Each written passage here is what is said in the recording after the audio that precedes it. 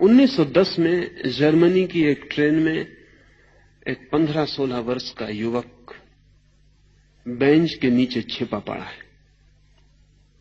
उसके पास टिकट नहीं है।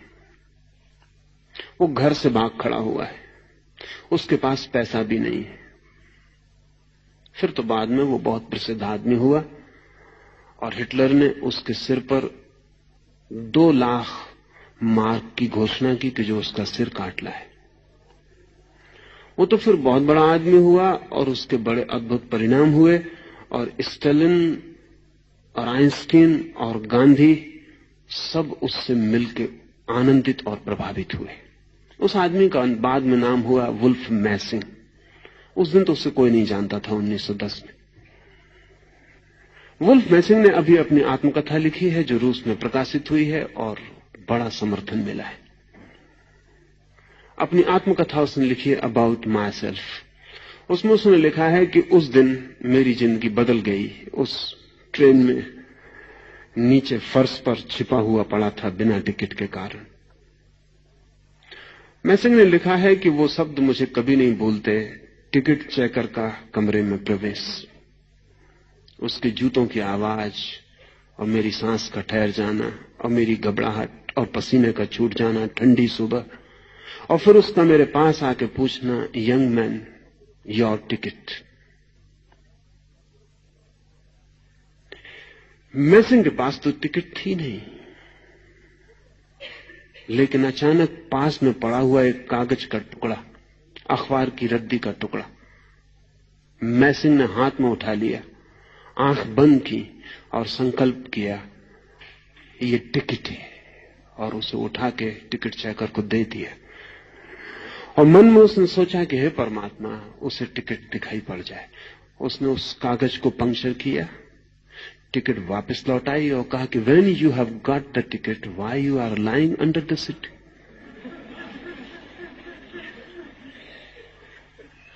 पागल हो, जब टिकट तुम्हारे पास तो नीचे क्यों पड़े हो? मैसिंग को खुद भी भरोसा नहीं आया, लेकिन इस घटना ने उसकी पूरी जिंदगी बदल दी। इस घटना के बाद पिछली आधे 50 वर्षों में जमीन पर वो सबसे महत्वपूर्ण आदमी था जिसे धारणा के संबंध में सर्वाधिक अनुभव थे।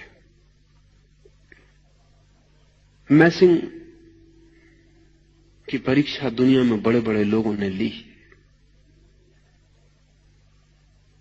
1940 में एक नाटक के मंच पर जहां वो अपना प्रयोग दिखला रहा था, लोगों में विचार संक्रमित करने का, अचानक पुलिस आके मंच को पर्दा गिरा दिया और लोगों से कहा कि यह कार्यक्रम समाप्त हो गया क्योंकि मैसिंग गिरफ्तार कर लिया गया।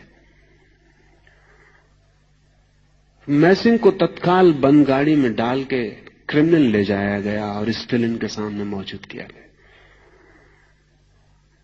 स्टालिन ने कहा, मैं मान नहीं सकता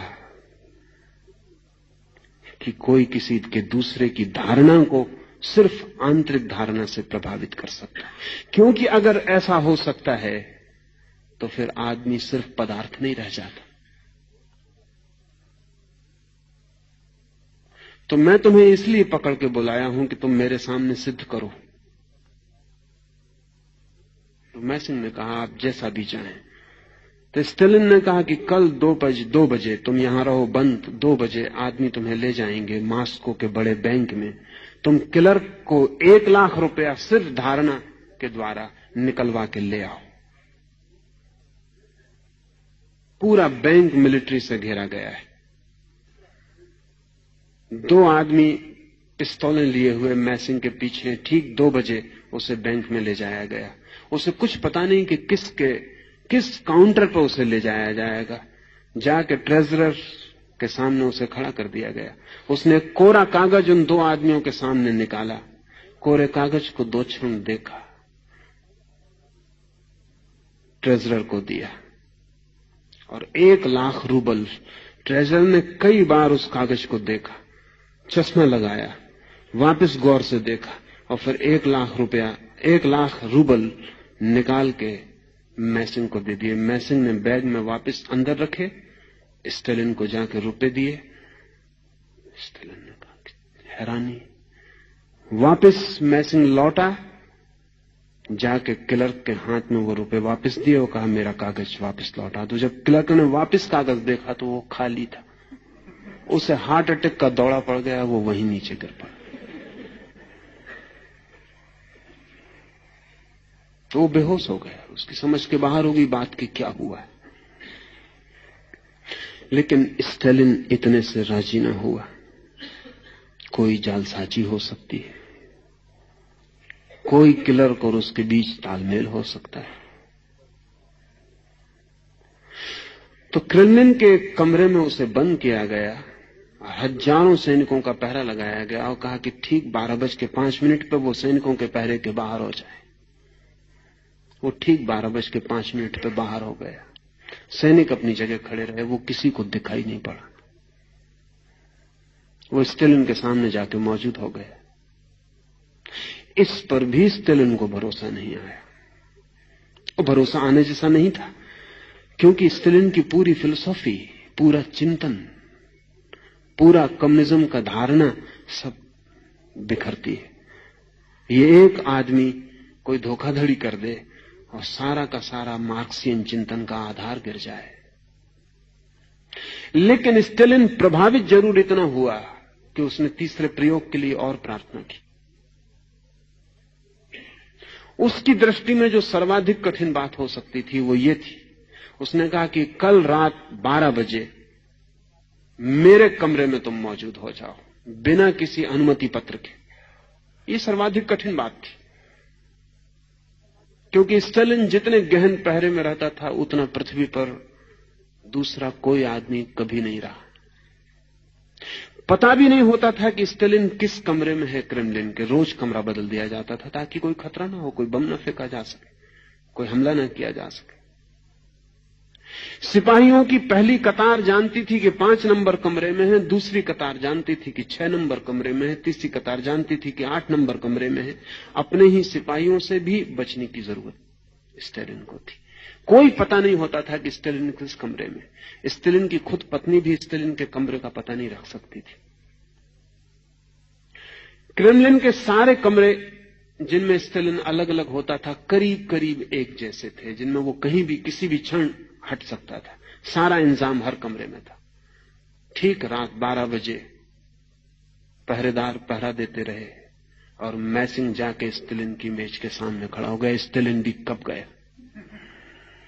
और स्टालिन ने कहा कि तुमने ये किया कैसे, ये असंभव है। मैसिंग ने कहा मैं नहीं जानता, मैंने कुछ ज्यादा नहीं किया, मैंने सिर्फ एक ही काम किया कि मैं दरवाजे पर आया और मैंने कहा कि मैं आई एम बेरिया। उस बेरिया रूसी पुलिस का सबसे बड़ा आदमी था, स्टालिन के बाद नंबर 2 की ताकत का आदमी। बस मैंने सिर्फ इतना ही भाव किया कि मैं बेरिया हूं और तुम्हारे सैनिक मुझे सलाम बजाने लगे और मैं भीतर आ गया। स्टालिन ने सिर्फ मैसिंग को आज्ञा दी कि वो रूस में घूम सकता है और प्रमाणिक है। 1940 के बाद रूस में इस तरह के लोगों की हत्या नहीं की जा सकी, वो सिर्फ मैसिंग के कारण। 1940 तक रूस में कई लोग मार डाले गए जिन्होंने इस तरह के दावे किए थे।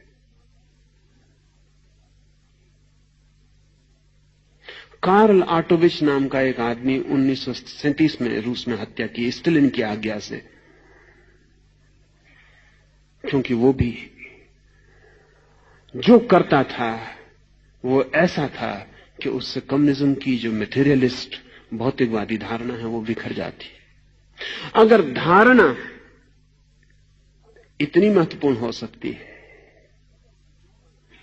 तो स्टालिन ने आज्ञा दी अपने वैज्ञानिकों को कि मैसिंग की बात को पूरा समझने की कोशिश करो, क्योंकि इसका युद्ध में भी उपयोग हो सकता है। और जो आदमी मैसिंग का अध्ययन करता रहा उस आदमी ने, नामोव ने कहा है कि जो अल्टीमेट वीपन है युद्ध का, आखिरी जो अस्त्र सिद्ध होगा वो ये मैसिंग के अध्ययन से निकलेगा। क्योंकि जिस राष्ट्र के हाथ में धारणा को प्रभावित करने के मौलिक सूत्र आ जाएंगे उस राष्ट्र को अणु की शक्ति से हराया नहीं जा सकता। सच तो यह है कि जिनके हाथ में अणु बम हो उनको भी धारणा से प्रभावित किया जा सकता है कि वो अपने ऊपर ही फेंक ले।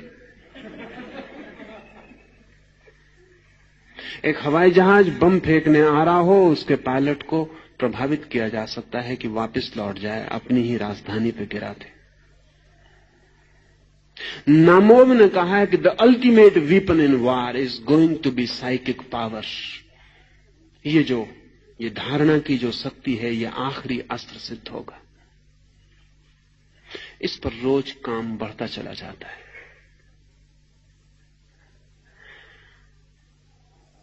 स्टालिन जैसे लोगों की उत्सुकता तो निश्चित ही विनाश की तरफ होगी। महावीर जैसे लोगों की उत्सुकता निर्माण और सृजन की ओर है। इसलिए मंगल की धारणा, महावीर ने कहा है, भूल कर भी स्वप्न में भी कोई बुरी धारणा मत करना, क्योंकि वो परिणाम ला सकती है।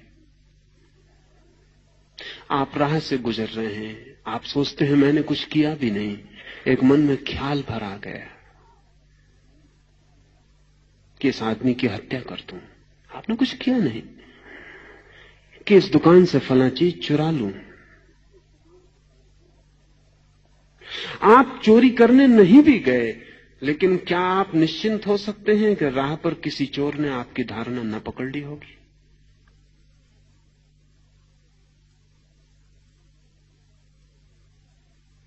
मॉस्को में एक हवा पिछले 2 साल में प्रचलित हुई है कि कोई भी आदमी अपनी गर्दन खुजलाने के पहले चारों तरफ देख लेता है, क्योंकि ये प्रयोग चल रहा है 2 साल से। मोनिन नाम का वैज्ञानिक सड़कों पर प्रयोग कर रहा है।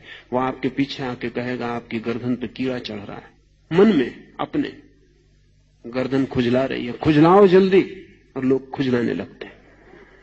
अब तो ये खबर इतनी फैल गई क्योंकि उसने हजारों लोगों पर प्रयोग किया है, राह के चौरस्तों पर खड़े होकर, होटल में बैठकर, ट्रेन में चढ़ के। और मानिन इतना सफल हुआ है कि 98% सही होता है।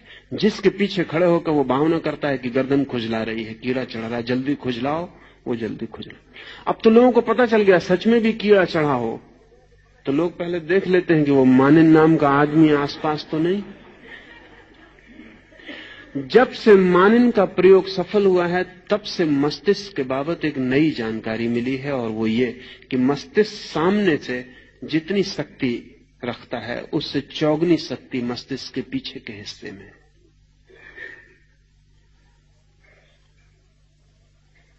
तो पीछे से व्यक्ति को जल्दी प्रभावित किया जा सकता है।